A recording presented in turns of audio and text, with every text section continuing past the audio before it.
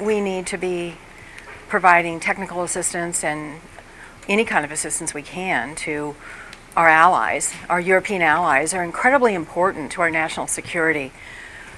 I think it's important for Europe to move towards an interjurisdictional task force with authority that does not stop at borders. Clearly, they are a front line at this point in terms of terrorist attacks, and so the intelligence gathering and sharing is incredibly important. And you would imagine if for example, if we couldn't share intelligence information between two regions of our country, well, that's what you really have in Europe. It's a very compact area with a lot of diversity in terms of a much higher Muslim population than we have, and making sure that Muslims are integrated into society so they are not radicalized is a really important piece of this. We shouldn't isolate Muslims in the community. We should integrate so that they are less likely to be lured away from what is civil behavior into barbaric behavior. And that's obviously something that the European nations are going to have to continue to work on. But most importantly, I think we've got to provide technical assistance, and they've got to move towards interjurisdictional task forces that share intelligence in a unified way across all of the European nations. I mean, the notion that we should be moving away from alliances in Europe, the notion that somehow NATO is not an important part of our national security, shows an incredible amount of ignorance about how dangerous the world is and how important our European allies are. I know of anyone who has advocated withdrawing from NATO other than Donald Trump, but I don't know what he could be thinking.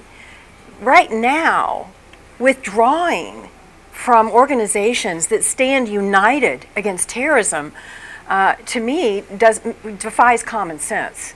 We should be rushing to show a united front against terrorism, not to withdraw quivering and try to have some kind of unrealistic notion that we can do this by building walls. It doesn't make sense.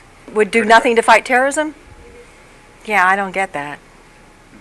I mean, people who think that don't understand that, terrorism can come from somebody who's here in this country now who's radicalized, and the more we try to act like that the Muslim religion is the problem, the more we add to the problem.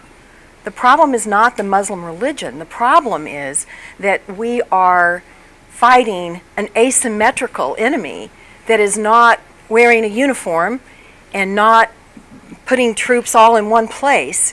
This is a new kind of warfare, which means we have to have intelligence, we have to use common sense, we shouldn't operate from a position of fear.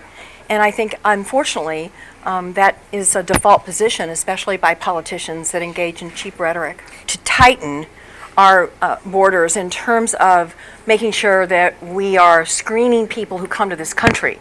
The refugee problem has the most robust screening of all. But we really did have a weakness with our visa waiver program, and we passed new laws just within the last year that tighten that visa waiver program. You no longer are entitled, if you are a citizen of Europe, you are no longer entitled to automatically get a visa waiver if you have traveled to any of the countries where we believe this radicalism is occurring and where this recruitment is going on. We have done that. We have also removed a visa waiver program to anyone whose nationality is from the countries that are problematic. So we are continually taking steps to provide more security to the American people. But I think this is where we've got to show strength, not fear. This is where we've got to show a united front, not a withdrawal.